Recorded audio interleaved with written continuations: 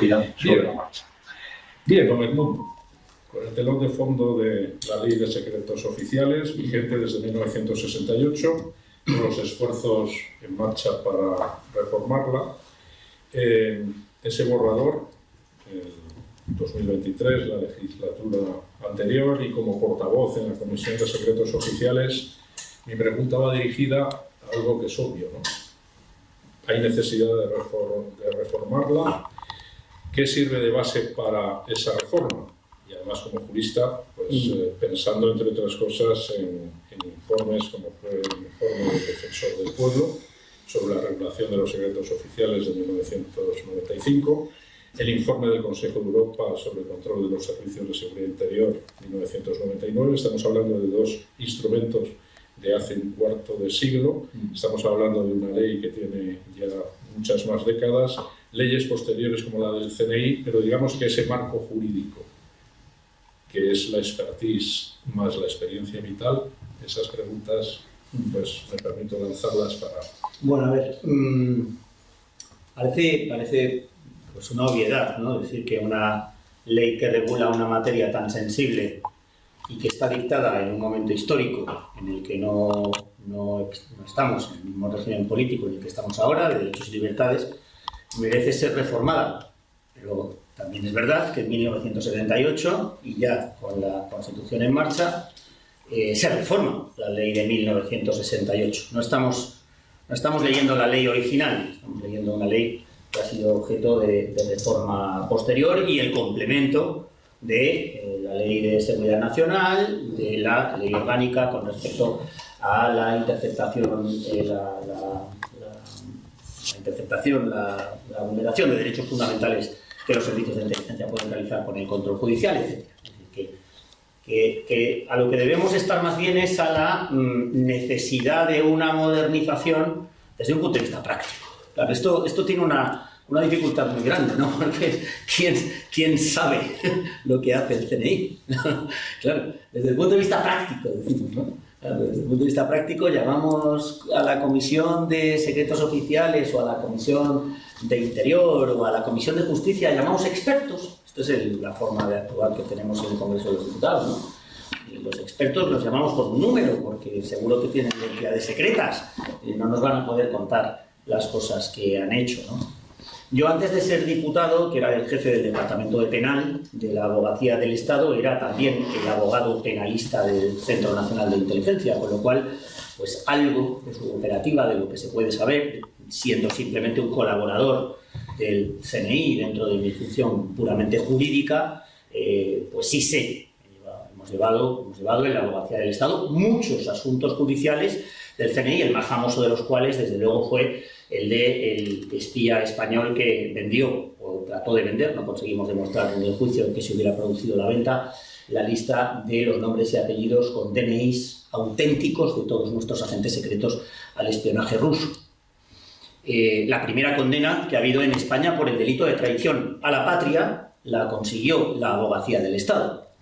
Ahí podemos hablar pues de malversación, porque un espía se vuelve loco, se cree James Bond y se compra un Mercedes sin autorización en un determinado lugar en Asia, el agente secreto que en una rico taberna se pone de alcohol hasta arriba para hacerse amigo de los malos y le pilla a la policía municipal en un control de alcoholemia y hay que ir a hablar con el juez de allí y decirle, mira, que no te lo creas, es agente secreto, no es un borracho, ¿no? Los agentes secretos, sabéis que además tienen un carnet secreto, ¿no? Esto es un poco, parece un oxímoron, ¿no? Pero es que es así. Llevan un carnet con un número de teléfono donde llaman, dicen, sí, es de los nuestros, ¿no? Y llaman a un número de la Policía Nacional. Bueno, más o menos, por lo tanto, conociendo la operativa como ciudadano normal, ¿no?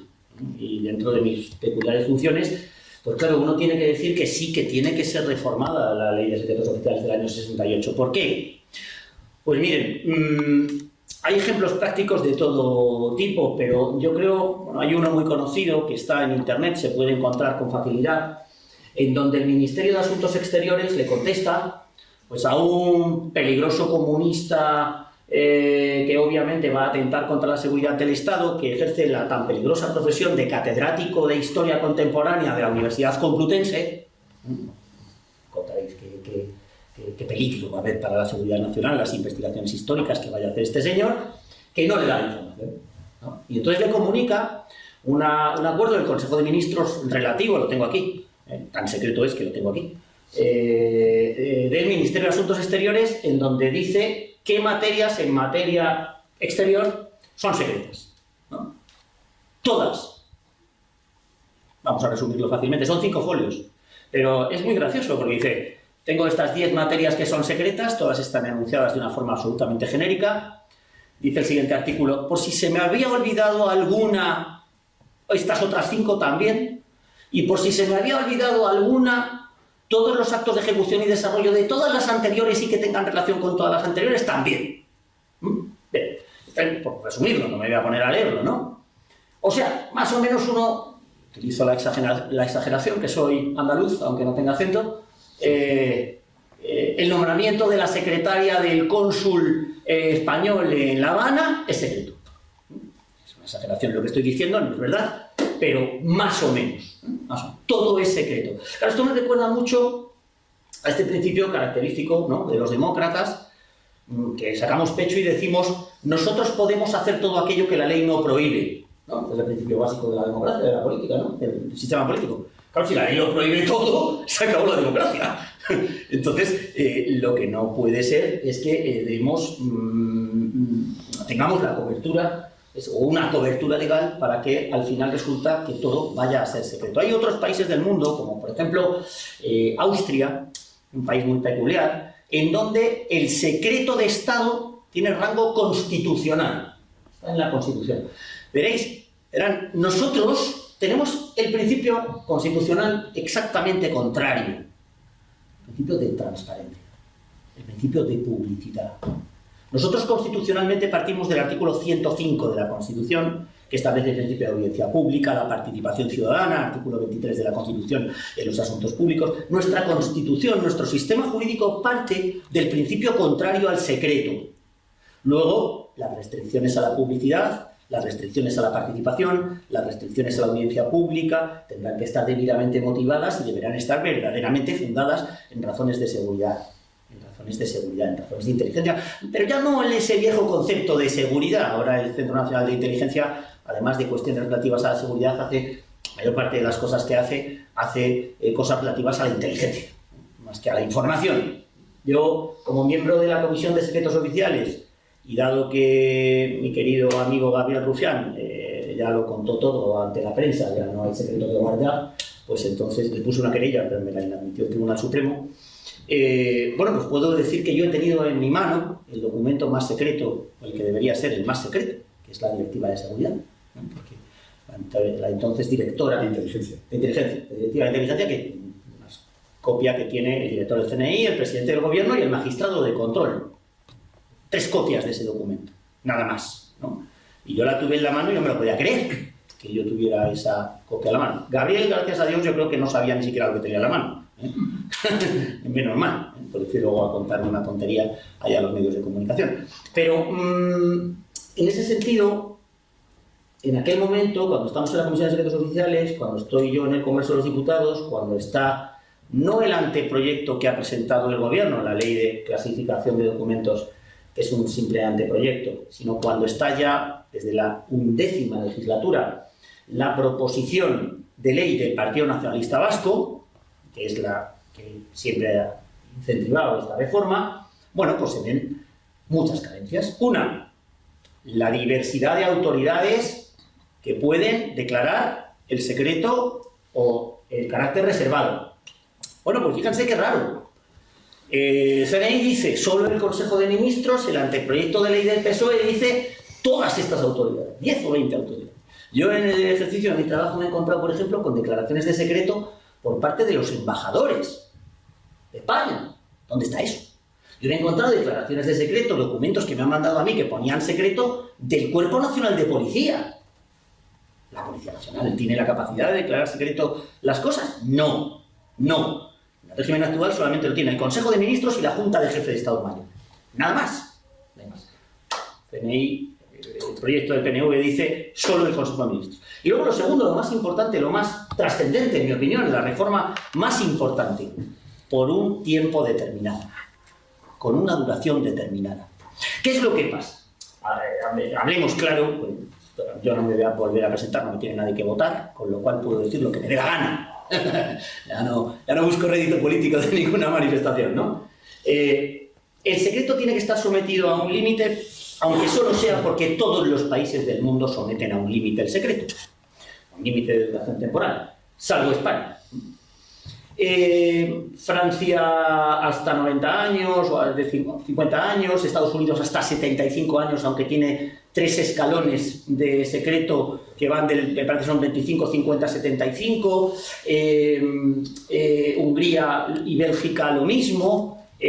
Francia ya sabéis que tiene los servicios secretos más secretos del mundo, porque no están sujetos a control de prácticamente ninguna manera, ¿no? El país de al lado, que es el inventor de la democracia, la separación de poderes, la Revolución Francesa, al final es el más opaco del mundo, que tiene, dentro de los países civilizados, me estoy refiriendo, claro, que tiene cierta guasa. Tendrán que estar sometidos a un límite temporal. Pero, ¿qué es lo que nosotros hemos criticado siempre? Y la misma crítica que hago con respecto a la proposición del PNV la hago con respecto al anteproyecto del Partido Socialista, del Gobierno de España, digamos del Partido Socialista más Sumar, que ha sido presentado como anteproyecto de ley.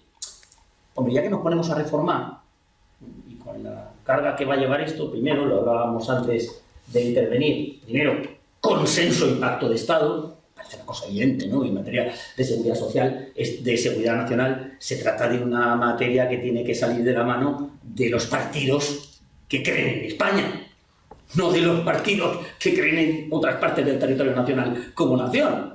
Una ley que tiene que salir con el PP y el PSOE. No hay más que hablar. Segundo, una reforma integral. Una reforma integral. Se han quedado viejas e indeterminadas las categorías de secreto, en secreto y reservado. Hay muchas carencias que la práctica nos ha demostrado, como por ejemplo que sucede en aquellos casos en los de que un juez penal pide la desclasificación de un documento y el Consejo de Ministros por sí y ante sí decide que no. No hay nadie a quien recurrir, no hay un órgano arbitral. Podríamos, propongo, quizá, que incluso los propios magistrados de control, que son los que autorizan la interceptación de escuchas, correos, correspondencia, etcétera, a lo mejor pudieran servir como órgano arbitral entre el gobierno y el juez para poder decidir cuando se desclasifica. Podemos adoptar el sistema británico, que es que el juez ve in camera, en secreto, los papeles y decide si eleva el secreto o no. Para eso, claro, tenemos que fiarnos de nuestros jueces. Claro. Ojo. Bien. Tenemos, por lo tanto, muchos temas que tratar. Desde aquel viejo conflicto de jurisdicción que planteó el juez Garzón contra el Consejo de Ministros en relación con la desclasificación de los papeles del entonces CSIS. Por lo tanto, hay muchos temas que regular, la comunicación a la prensa de la declaración de secreto, la elaboración de códigos deontológicos, el régimen de infracciones y sanciones en el ámbito administrativo por la infracción del secreto, porque no todo va a ser un delito cuando estamos hablando de la infracción de ese deber de reserva en favor de la seguridad nacional. Como veis, son muchos temas que la vieja ley del año 68 no resuelve, aparte de este nuclear que digo de la duración del tiempo del secreto. Y termino ya, de verdad, me estoy ampliando mucho. Duración de algo que es secreto. ¿Cuánto tenemos que mantener en secreto una cosa? Pues si alguien conoce más o menos cómo funciona el CNI, la respuesta es muy sencilla. Mientras que la gente de campo viva. Mientras que el agente que ha conseguido la información o ha elaborado el informe de inteligencia esté sujeto a responsabilidades. Lo que no puede ser es el plazo que establece el PNV, 25 años. Con una posibilidad de prórroga de 10. No, porque entonces ¿qué agente de campo va a poner en un informe he tenido que hacer esto? Vamos a decir qué, pero ya os podéis imaginar. Cosas que no están precisamente muy acordes con la legislación española, pero que a lo mejor tienes que hacer cuando estás pues, en la delegación española en el Sahel, o por poner un ejemplo, o en cualquier otro lugar del mundo en donde tienes que tomar una decisión en un momento determinado y, en fin, las cosas que haces pues, no son muy legítimas, no muy adecuadas al ordenamiento jurídico español. Claro, si resulta que yo estoy haciendo esta labor en favor de la seguridad de todos los españoles, me vengo a España, en 25 años ese delito, el que sea, no ha prescrito y se levanta el secreto y unos políticos de extrema tal o de extrema cual me ponen una querella por haber cometido un delito en el extranjero, ¿quién se va a dedicar a esto? Arriesgando su vida. ¿Quién se va a dedicar a esto? Arriesgando su vida. No puede ser. El primer objeto de protección tiene que ser el de la gente. Tiene que ser el de la persona que está trabajando en el extranjero, sobre todo en el extranjero, para nuestra propia seguridad. Y por lo tanto el límite no puede ser tan corto como para que esta persona en su día se vea amenazada con responsabilidades. Si ven el elenco de plazos que se establecen en el derecho comparado, para el más alto grado de secreto, que en España sería lo que se llama la clasificación de secreto, no hay en ninguna legislación un plazo tan corto como el que propone el PNV. No hay ningún plazo de 25 años más 10. El mínimo son 40. En Italia 30. Entonces, no parece que ese plazo desde luego sea operativo a la hora de que el CNI pueda seguir realizando las importantes funciones que realiza. Muchas gracias. Bueno, como verá, señor Martín, el coronel, la ley de secretos oficiales saliente, la entrante cuando llegue, tiene que ser una herramienta útil para defender al Estado, tiene que atender las necesidades en el ámbito de la seguridad nacional, la seguridad del ciudadano, y por supuesto 1968 queda muy atrás. Ahora hay un marco mucho más amplio. España se adhiere a la Alianza Atlántica a principios de los 80, a las entonces Comunidades Europeas a mediados de los 80, hoy Unión Europea. Es decir, que todo se va haciendo más complicado en cuanto a lo que es el tratamiento de cada una de las dimensiones, incluida esta. Hoy, 56 años después de que aquella ley viera la luz, con la necesidad que existe de armonización con organizaciones internacionales, con aliados, con socios, habiéndose ampliado obviamente el escenario de lo que son las amenazas, los riesgos. ¿Cuál es Perdón, estoy utilizándole usted por respeto, que estoy compartiendo la mesa. Bueno, pues paso inmediatamente.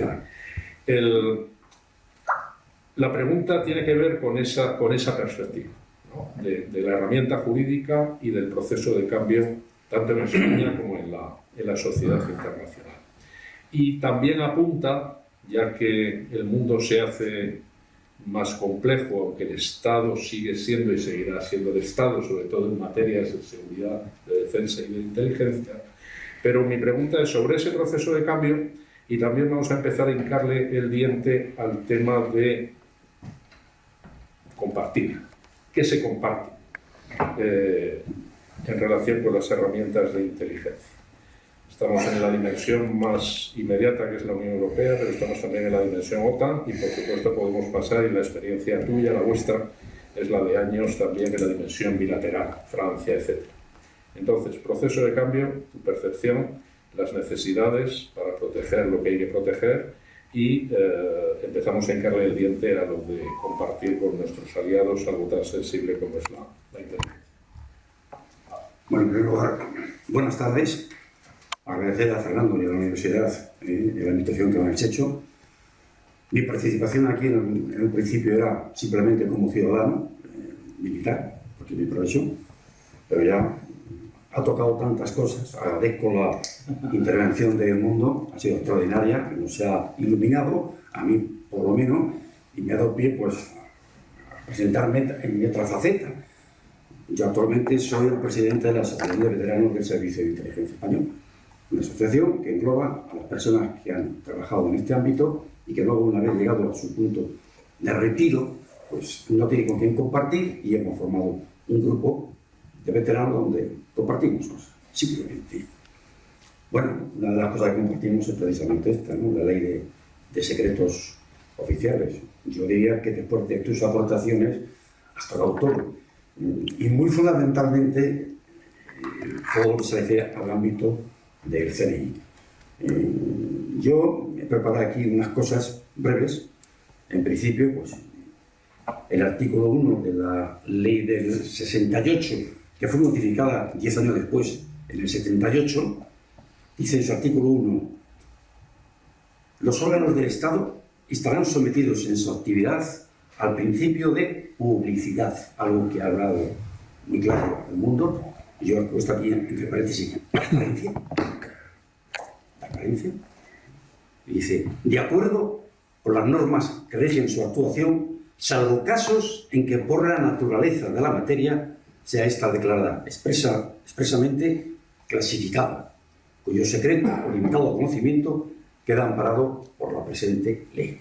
Evidentemente hay una serie de artículos que reforma en el 78 a la ley del 68, y una de ellas es, cambia el término de autoridades por el de órganos. Si no me equivoco, tú que eres el experto jurídico, me corrige y me paras en cualquier momento. Sí. La ley decía que los órganos que podían clasificar las materias era el Consejo de Ministros y la Junta de Jefes de Estado Mayor.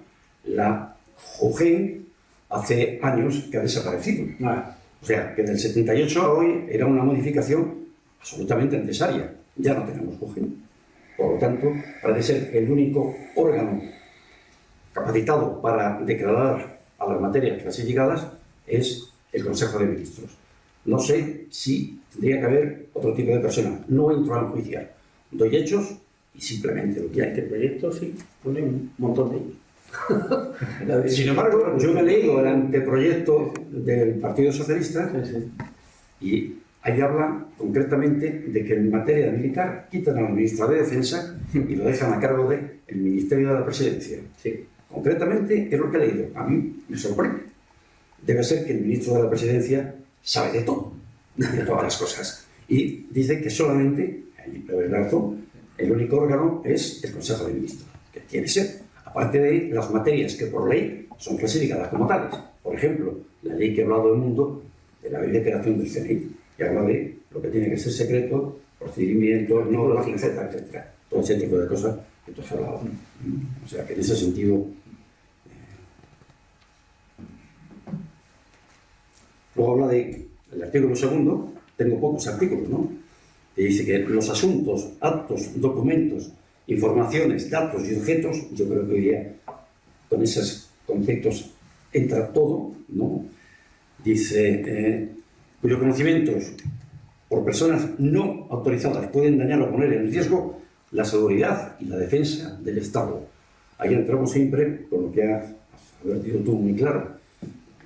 Si todas las materias, por ejemplo que has puesto tú, del Ministerio de Asuntos Exteriores, todos los casos son secretos, evidentemente habrá cosas que por su propia naturaleza pues no puedan ser considerados secretos, o por lo menos ponerles un plazo de prescripción aceptable. Para los plazos, yo creo que he hecho, ayudado de el otro ponente que luego dirá lo que crea conveniente, pues ir al derecho comparado, que también ha hablado el mundo. Y evidentemente, Alemania, los plazos de prescripción, 30 años. Pero siempre sujeto a qué? Pues a lo que hace Estados Unidos, que luego hablaré de él. Francia, 50 años, que es uno de los países que más, además, como tú dices, los servicios de inteligencia. Bien. Estados Unidos, 25 años. Sin embargo, Estados Unidos tiene una cosa importante, que es que no hay ley de secretos oficiales. Es curioso. O sea, la revelación de información clasificada no es en general ilegal. Y el Congreso no ha aprobado ninguna ley que castigue la revelación de secretos. Es curioso. La mayoría de las leyes de espionaje solo castigan la información relativa a defensa nacional, exclusivamente. Es importante el dato. Y solo los tribunales, es decir, los jueces, pueden decidir si la información está relacionada o no con la defensa nacional. A mi juicio, esto es notable. Como tú dices, los jueces son los jueces, que evidentemente son 25 años. Ahora, la desclasificación de las materias clasificadas en Estados Unidos pasados los 25 años, ¿es real? ¿Es total? No. Es lo mismo que podríamos hacer aquí, poner un plazo estable, que podrían ser 35 o 40 años, que creo que es... Pero bueno, es una opinión. Tienen que ser los políticos los que se pongan de acuerdo en esta materia, porque requiere el consenso político para hacer una ley de esta naturaleza y poner un tiempo determinado, el que sea. Pero en Estados Unidos, a los 25 años, se vuelven a ver los papeles, es decir, ese documento clasificado para optar a su desclasificación. Y los ponentes que están viendo el documento determinan, en función, como ha dicho bien él, que los que han intervenido dicen no, es decir, que el beneficio que supone la desclasificación sea mayor que el perjuicio que pueda ocasionar. No sé si lo he dicho bien en términos judiciales. Sí. Entonces, ¿qué es lo que hacen? Bien, este asunto, esta materia que ha estado clasificada, se va a desclasificar hasta aquí. Y esta parte, no. ¿Qué ocurre? Que los historiadores, todas las personas interesadas en esos temas, pueden acudir a los archivos, pueden leer eso, pero al final se quedan siempre en ese punto. Es así, que no hay otra alternativa.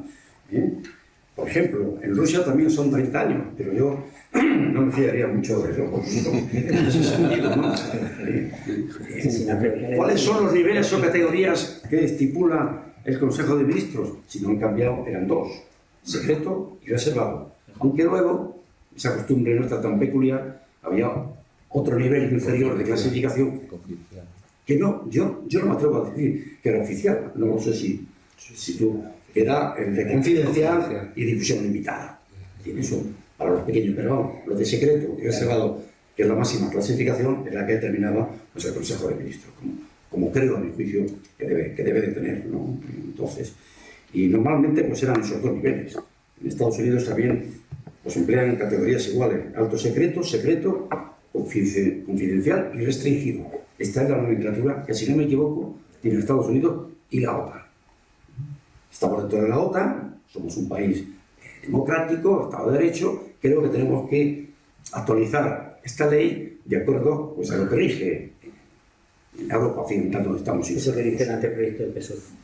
Estas tres. Creo que debe ser eso, a mi juicio. Y luego, una referencia. En Rusia, concretamente, la información clasificada tiene otra clasificación, como no podría ser de otra manera, que la occidental. Ellos hablan de secreto de Estado, cuando pone en riesgo la seguridad del Estado; el secreto oficial, cuando el riesgo es de las personas y de las empresas; y luego el secreto comercial, que es pues, cuando peligran los intereses comerciales de las empresas. Bueno, uno no puede fiarse mucho de la clasificación, porque es como es, ¿no? Y bueno, yo, las cosas que has dicho referidas a que debería de contemplar también, pues eso, el socorro, el apoyo de las personas que están realizando este tipo de actividades, pues eso es lógico y natural. No es momento de contar ninguna aventura ni lugar, pero es así, es real. No sé. Pregunta dirigida de temas ya tratados previamente por los compañeros, pero en cualquier caso te la dirijo a ti y está en el menú y estará así. Proteger a los que protegen, a los que defienden, a los que protegen el Estado, a los que protegen el secreto. Eso es muy importante, claro, en cualquier ley, ¿no? En la materia. Evocamos el artículo 105b, que ya habló el mundo antes, que sanciona el tema del derecho de acceso a la información, las garantías de defensa que tiene quien se dedica a esto y que obviamente debemos de tener en esa profesión el recambio necesario. Para introducir un toque cómico en la discusión de la tarde, pensando como lo planteabas tú, sigues tú y seguirás tú, el tema de la edad de los agentes y de los años, pues aquí supongo que en España habrá que acabar reclutando en Lanjarón, que es el pueblo de España con más lugareros, probablemente debido al agua mineral. Las señoras todos serán de Lanjarón, que durarán más en principio que todos los demás. Bueno, eso simplemente la chirigota, sin ser andaluz, pero no para ablandar el ambiente, que es magnífico, sino para sonreír un poco. Las garantías de defensa, el tema es muy importante. Una protección especial, claro. No ser acusado de desacato al tribunal, a la mínima, por aquello de que, oiga, yo me amparo en esta ley, no se lo puedo decir, sí, pero... Eso tiene que estar ahí, y supongo que está en la discusión y sobre todo en la reflexión, que es la que te pido a ti ahora, centrada en eso, pero en todo lo demás, con toda libertad. Pues es importante, muy importante, el que un oficial de inteligencia se sienta protegido cuando tiene que hacer su labor. Sobre todo porque cuando uno está trabajando en el campo de la inteligencia, tienes que hacer muchas cosas, establecer contactos con mucha gente y en algunos casos jugarte la vida. Y eso no tiene recompensa ninguna, eso no se paga con ningún sueldo. Eso la gente lo hace porque cree que lo debe de hacer, en defensa de los intereses de su país. Pero cuando todo esto ocurre, pasan los expedientes, hay noticias que salen en la prensa, se filtran a algunos jueces, y algunos jueces y algunas personas hacen denuncias. Y a lo mejor, en algún caso, identifican a algún oficial de inteligencia. Y ese señor tiene que ir al juez a declarar. Y cuando se sienta en un juzgado, lo primero que le dicen es, le cuentan las generales de la ley. Y las generales de la ley son muy complicadas. Y si un oficial de inteligencia, delante del juez, delante de un juzgado, que tiene que entrar por la puerta falsa, como hoy o mañana va a entrar la esposa del presidente del gobierno, de un juzgado, se siente ya nervioso, sobre todo cuando se siente en ese banquillo o en esa sala confidencial en donde el juez, por ejemplo, como Garzón hacía con alguna gente que yo he conocido, empezaba a chillarles y a gritarles y a exigirles que contaran todos los secretos del Estado. Y esos oficiales de inteligencia se sienten desamparados. Y con ese desamparo nadie querrá ser oficial de inteligencia. Nadie. Y habrá que ir a buscarlos a otros sitios. Ahora mismo la ley de secretos oficiales proporciona una cierta defensa. Y esa ley, cuando se corrija o se cambie, debe de contemplar cuál es la protección de esas personas que están ahí trabajando, que están trabajando por todos nosotros, por nuestros intereses, por defender nuestra industria, por defender nuestra capacidad de aterrizar en un aeropuerto, por ejemplo, como puede ser de Gibraltar, por ejemplo. Hay gente que está trabajando en esas cosas. Nosotros no lo sabemos, pero cuando alguien les llama delante de un juez, tienen que estar protegidas, porque si no, no habrá oficiales de inteligencia en este país. Esa es la primera reflexión que me gustaría que ustedes supieran, que se dieran cuenta, y cuando alguien se sienta delante de un juez especial, pues se pone uno nervioso. Por mucha ley de secretos que le imponga el juez, pero vamos, el juez no te hace esa advertencia, eres tú el que se la tiene que hacer al juez. Es el oficial de inteligencia el que tiene que decirle al juez: oiga, que yo estoy amparado por la ley de secretos oficiales, no me pregunte usted por cosas que usted sabe que son secretos oficiales, usted me está presionando, usted me está amenazando. Y esas son situaciones que son desagradables y que no se deberían dar en nuestro estado jurídico actual. Y luego, simplemente, yo sí que quería añadir un par de cosas. ¿Quién está autorizado a tener secretos oficiales? Pues hay una serie de personas que están habilitadas desde el punto de vista de seguridad nacional, que son las que deben de conocer y que además están amparadas por un principio que se llama necesidad de conocer, NTK en inglés, en need to know. Alguien que tenga esa necesidad de conocer debe de conocer esos secretos y debe de estar protegida por la ley, porque en esa protección está la protección del Estado. La pregunta al grupo. Intervención, capacidad de intervención del Ejecutivo, del Gobierno, el tema de la desclasificación y de los plazos, sí, son temas que ya se han tratado. Estados Unidos, una invitación a la reflexión y no sé si a la chirigota también. En la campaña electoral anterior que le dio la presidencia de los Estados Unidos a Donald J. Trump, prometió, y no cumplió, que desclasificaría los documentos relacionados con el asesinato de John F. Kennedy. No sé si alguien se lo va a recordar o si tiene intención en su segunda presidencia de hacerlo. Pero eso es interesante porque efectivamente tenemos la fecha de los 25 años, se puede prorrogar, el Estado sigue estando ahí, es soberano. Pero es un detalle interesante que nos pone además en ambiente en relación con la superpotencia. Las materias, ¿qué materias son indesclasificables? La cuestión de las prórrogas, al final es el Estado, ¿no? Pero claro, todo eso, en cierta medida hay que elaborar al respecto, reflexionar, y sobre todo cuando se está elaborando una ley. ¿Qué autoridad autoriza la desclasificación? Y termino mi pregunta porque nos lleva al tema también del papel del Congreso de los Diputados, por ejemplo, para habilitar al director, en nuestro caso, del Centro Nacional de Inteligencia, ¿no?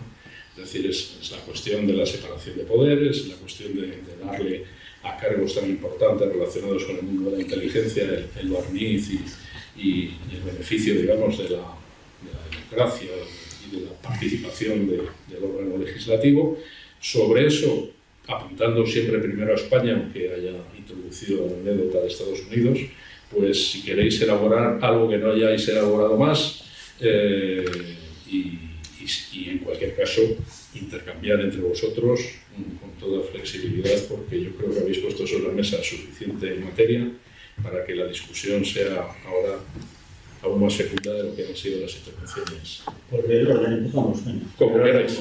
Es que tratas un tema muy interesante que no sabía si lo íbamos a tratar aquí o no, de una forma un poco más profunda, y tu pregunta me da un poco pie a poder tratar este tema, que es, si se fijan, los tres hemos hablado pues, de cuestiones relativas, yo más al derecho, ellos más en relación con criterios de oportunidad, de operativa, de eficacia del servicio, etc.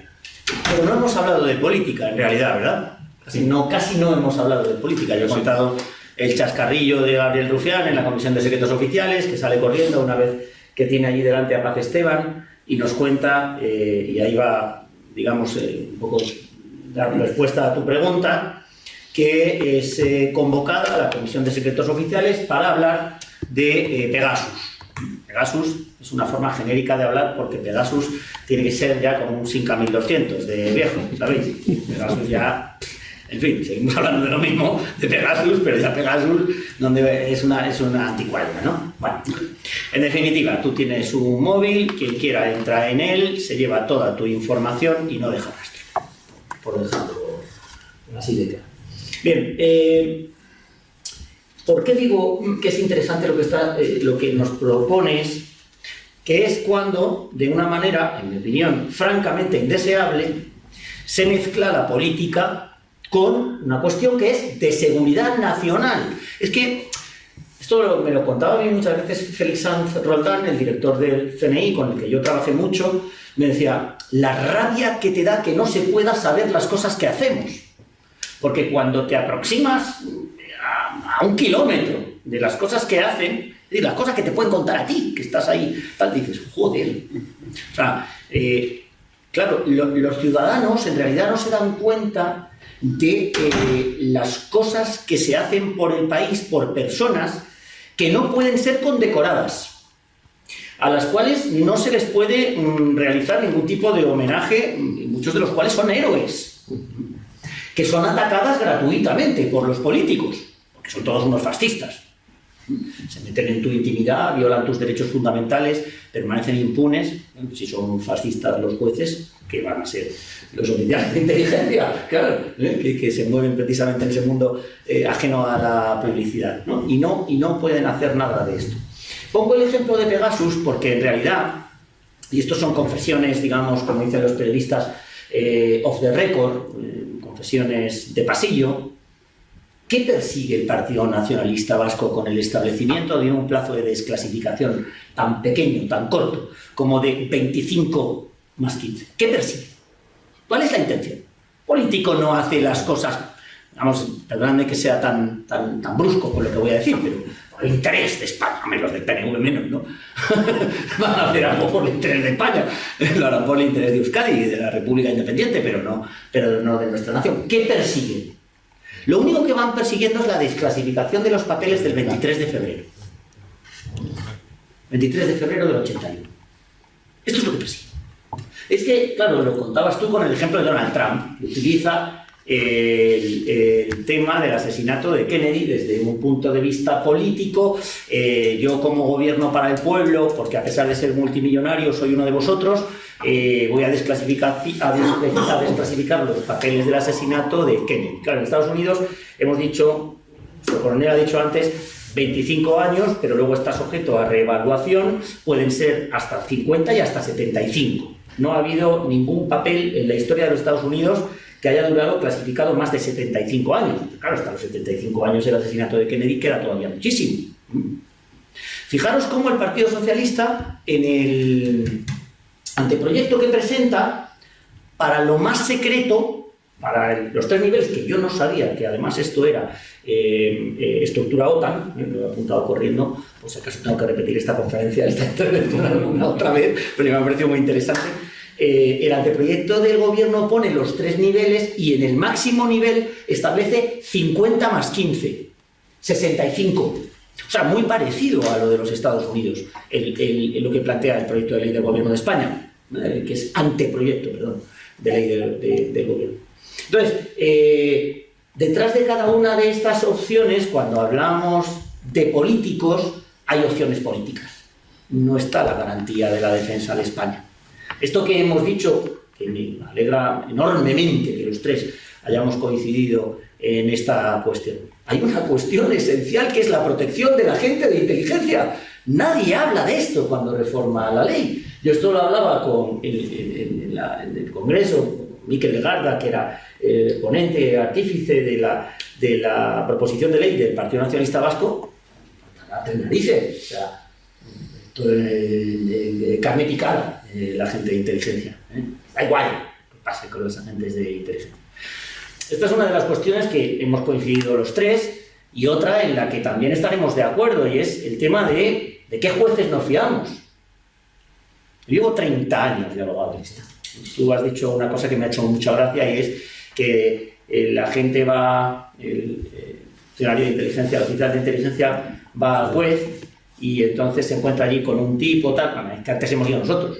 Antes hemos ido nosotros, cuando nos ha llamado el DNI, oye, suavízamelo un poco. Ya cuando te lo encuentras, ya te lo encuentras que, señoría, a ver, tenga en cuenta, tal, no sé qué, no sé cuánto. O sea, nosotros también hacemos un poco esa labor de dulcificar un poco, porque hay jueces que, ¿cómo? ¿Usted quién se ha creído que es? Te manda, bueno, habéis citado al ínclito don Baltasar, que entrabas como testigo y salías como imputado. Y que era su estrategia básica de cualquier tipo de procedimiento, era eso, testigo, y cuando se iba de la sala ya engrilletado decía, a su destino natural. La prisión provisional. Claro, entonces, también tener en cuenta, por ejemplo, que cuando van de testigos, si estamos nosotros, somos los que al juez le contamos todo el ámbito del secreto. Muy importante lo que acabamos de escuchar aquí también de Juan, que es el artículo 5, que no lo he citado yo antes, de la ley del CNI, que establece, por así decirlo, lo que son los secretos estructurales, los secretos de funcionamiento, los secretos operativos. Es decir, hay cosas que no pueden estar sujetas a un periodo de desclasificación, que son las propias de la operativa. La estructura, la identidad de los agentes, los procedimientos operativos, la propia organización del CNI.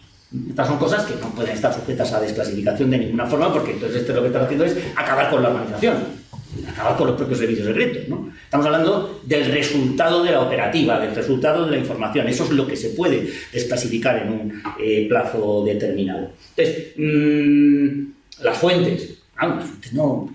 Es que a las fuentes, si se saben, las matan. Las matan. Entonces, una de las primeras preguntas que tú preguntas a un miembro del CNI cuando hablas con él, ¿no? Y cuando, así, un poco inocente, y dice, ¿vosotros seguís matando? Y dice, no, No, hombre, no, por favor, ¿qué va? Y tú dices, bueno, casi que no me lo creo, ¿eh? Claro, entonces, son cosas muy complicadas, pero cuyo resultado final, son operativas muy complejas, cuyo resultado final necesariamente tiene que pasar por apoyar a quien se está jugando el pellejo, y segundo, en el sentido de que todo el mundo sea consciente que el resultado final evita atentados contra nuestra vida, que nosotros, los ciudadanos que vivimos tranquilamente, apaciblemente, cómodamente, mantengamos nuestra vida, y nuestras empresas coexistan o habiten en un mundo globalizado, en donde actualmente, en fin, no es un secreto decir que la mayor parte de los informes de inteligencia del CNI son de naturaleza económico-financiera, como consecuencia pues, de la competencia desleal de China, de los hackers rusos, de los ataques contra todas nuestras organizaciones de infraestructura, aeropuertos, etcétera, hospitales, etcétera. Os acordaréis del último ataque que hubo en Gran Bretaña en ese sentido, ¿no? Que se colapsó prácticamente el país como consecuencia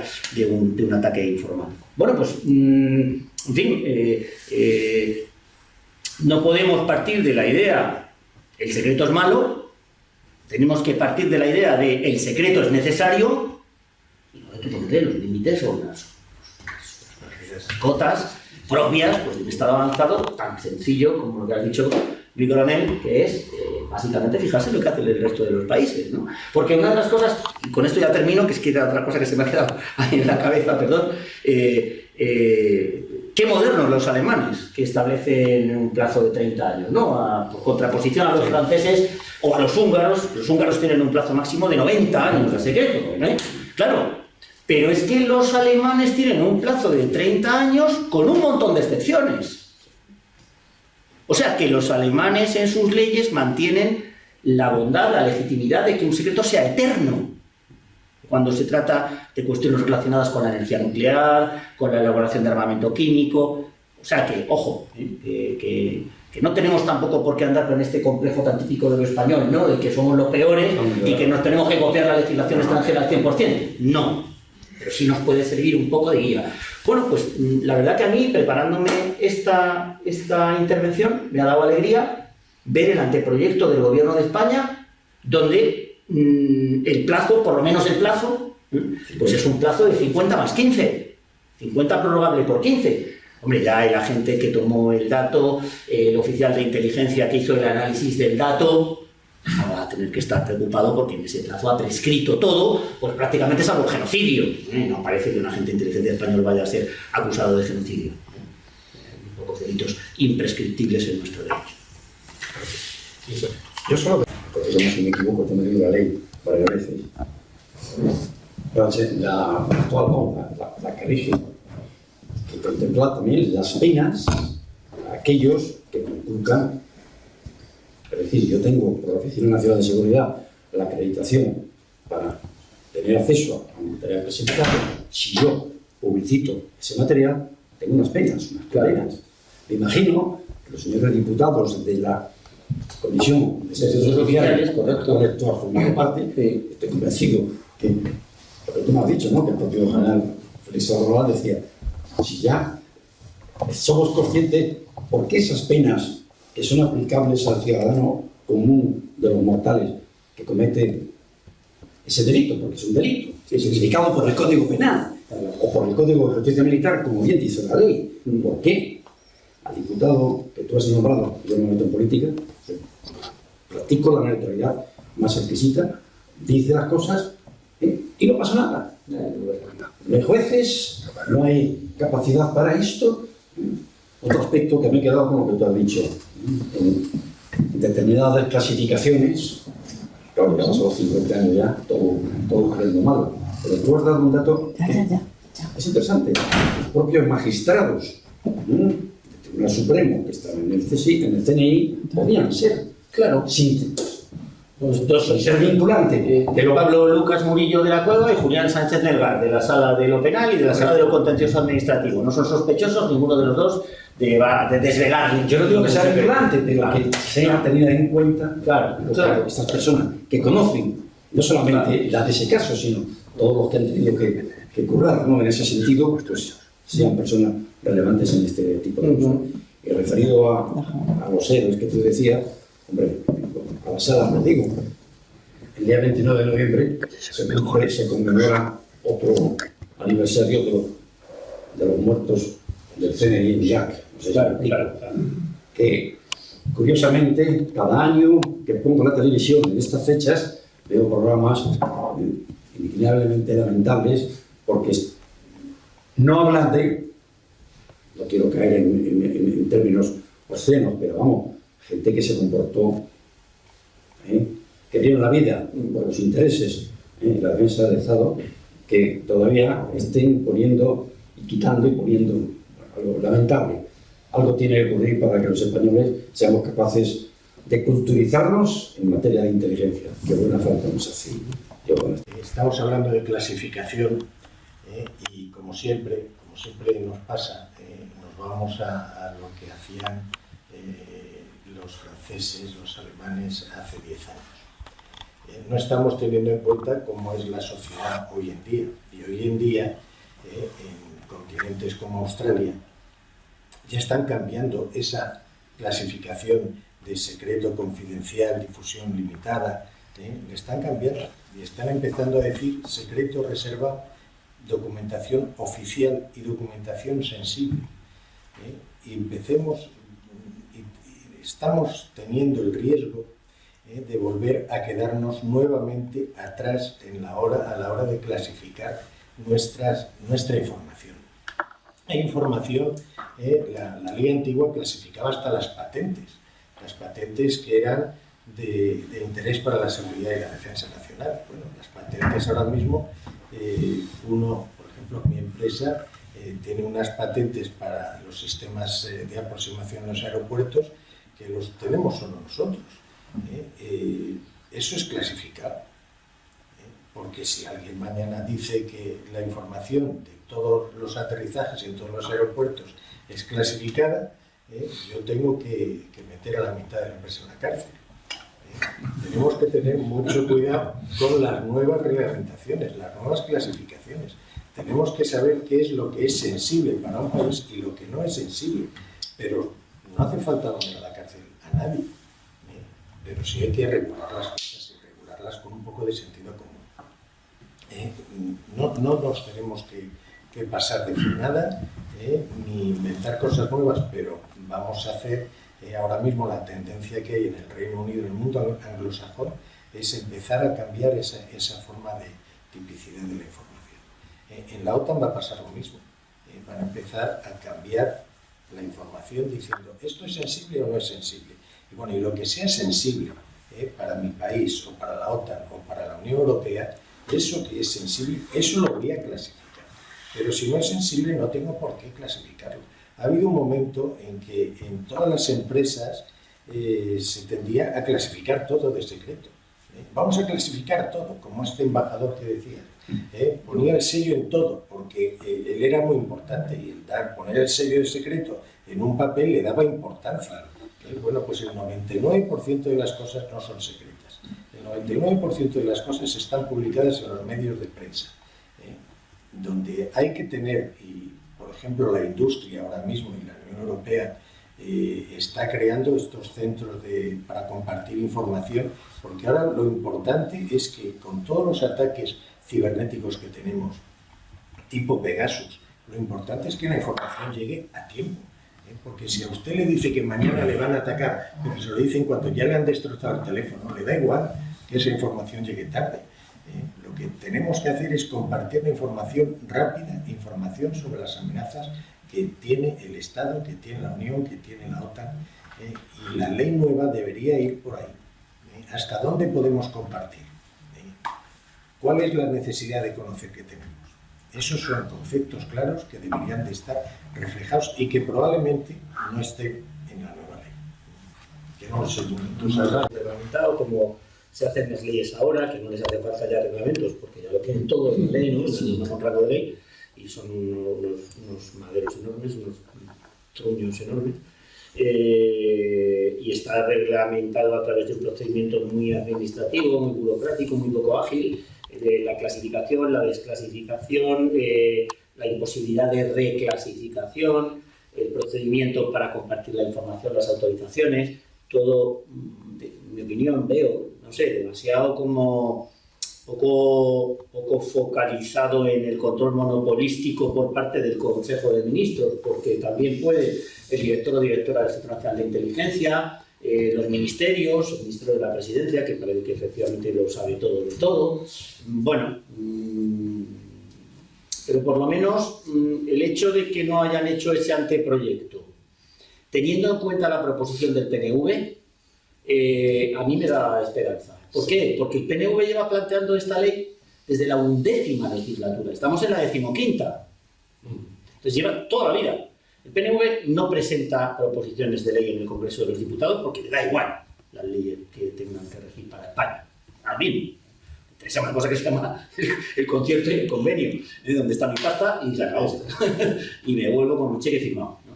Y solo presentan dos leyes, que son la Ley de Secretos Oficiales y otra que se refiere a un problema duro que han sufrido en Euskadi, en el que andan siempre peleándose por la iniciativa PNV y Bildu, que es la Ley de Ayuda a las Víctimas del Amianto. Y son las dos únicas normas que presenta el PNV. De tal forma que el resto de las veces pues opina sobre las leyes de los demás, pero no tiene iniciativas propias. Pero esta sí, esta desde la 11ª legislatura, o sea, desde hace muchísimo, ¿no? El PSOE, si hubiera querido, digamos, hacerse amigo y a ver, porque además lo llevan a gala. Luego, cuando les votan que no, o bueno, ahora mismo estamos, la han vuelto a presentar en la 15ª legislatura, ya llevamos 4 legislaturas así, y vamos por la 26ª ampliación de enmiendas. O sea que no la van a presentar. Esto es una de las cosas que deberíamos también darle una pensada a los ciudadanos españoles, ¿no? Un paso de Ciudadanos con la Ley de Protección de los Enfermos y Familias de la ELA, en donde el Congreso de los Diputados en el Pleno toma en consideración una ley. Esta ley del PNV, siendo una ley ordinaria, ha sido tomada en consideración por 176 votos contra 168, que me he preocupado de buscarlo en el diario de sesiones. Y una vez que el Pleno del Congreso de los Diputados, que se supone que es el que representa la soberanía nacional, toma en consideración una ley, hay un órgano administrativo del Congreso, que es la Mesa, que dice: prorrogo indefinidamente el trámite de presentación de enmiendas parciales hasta que decaiga la legislatura, burlando, evidentemente, la soberanía nacional. Esto es una cosa de verdad que deberíamos plantear seriamente reformar los reglamentos del Congreso y del Senado para que esta trampa, para que esta burla no pudiera tener lugar. 26 ampliaciones del plazo de enmiendas lleva la proposición de ley de secretos oficiales del PNV. 96 prórrogas del plazo de ampliación de enmiendas se llevó la ley del ELA, hasta que finalmente se convocaron las elecciones del 23 de julio y decayó la tramitación. De forma que la ley del ELA se acaba de aprobar pues hace muy poco, pero ya no la que presentamos nosotros, sino otra que fue tramitada desde la sociedad civil, por las asociaciones, para que así nadie se pudiera poner la medalla, que al final esto es lo que parece que al político le importa únicamente. 3 reflexiones de un humilde profesor de Relaciones Internacionales, porque no me voy satisfecho si no doy un paso más de la moderación, que es muy atenta. Son 3 invitaciones a la reflexión. La primera, estamos construyendo cultura de inteligencia. Gracias de nuevo, Fernando. Es harto sabido que buena parte de la inteligencia que se elabora son fuentes abiertas. Y esto está empezando a impregnar en la gente, y es verdad. Pero a la vez hay que recordar que la obtención de información para elaborar inteligencia a través de operaciones clandestinas, es decir, de servicios de inteligencia, seguirán siendo necesarias. Para que no crea la gente que leyendo 20 papeles y siendo apañado o habilidoso se puede elaborar inteligencia para el Estado, para las empresas. Primera cuestión. La segunda, que tiene que ver, las 3 van encadenadas, porque estamos hablando de actores de fuerzas centrífugas y, por tanto, de actores que forman parte de nuestro paisaje, pero que actúan como actores. Recordad que cuando Cameron, siendo primer ministro, cometió, desde mi punto de vista, el doble error de plantear el referéndum para la independencia de Escocia y el referéndum para el Brexit, cuando se dio cuenta del error cometido en relación con los escoceses y empezó a hacer pedagogía y se movió por Edimburgo les decía, entre otras cosas, es que ustedes van a perder, entre otras cosas valiosas, los servicios de inteligencia. Van a perder las fuentes de inteligencia, van a perder, si se independizan, van a perder eso. Porque hay gente que cree que se puede independizar y que todo eso va a seguir funcionando. Bien. Y eso es importante, porque bueno, es un mandatario que tomó unas decisiones y que a la hora de hacer pedagogía, el referéndum a quien no salió mal, pero siguen empeñados en hacer otro, porque al final tampoco quedó demasiado mal la posición de los secesionistas. A lo que voy con los secesionistas, porque sobre todo dirigido a ti, que has vivido entre ellos, en términos profesionales en el Congreso, y a los demás que hemos vivido porque los conocemos. Hay que pensar que esas personas, o se supone, salvo que crean que van a seguir siendo alimentados por el CNI generosamente, que igual hay algunos que lo creen, porque no tiene cultura de inteligencia, ni de defensa, ni de nada, pero claro, esas personas, si llegan a conseguir su objetivo, se convierten en un Estado independiente, yo creo que alguno de ellos, o algunos, asumirán que necesitarán unas fuerzas de inteligencia catalanas, o sea, unos servicios de inteligencia catalanes, vascos, y se supone que alguien está elaborando, y si no lo están haciendo es que, bueno, no saben muy bien de qué va lo que están intentando lograr. Y eso es extremadamente importante para nuestra patria, pero también nos da a entender, y vuelvo a lo que decía antes, como profesor de Relaciones Internacionales, que nos hagamos a la idea de qué procesos se están dando en tantos países que se están rompiendo desde hace 20, 25 años en relación con lo que nos ocupa. Es decir, que es también una invitación a la reflexión, sabiendo que hay lecciones aprendidas, todas negativas, evidentemente, cuando se dan procesos como eso.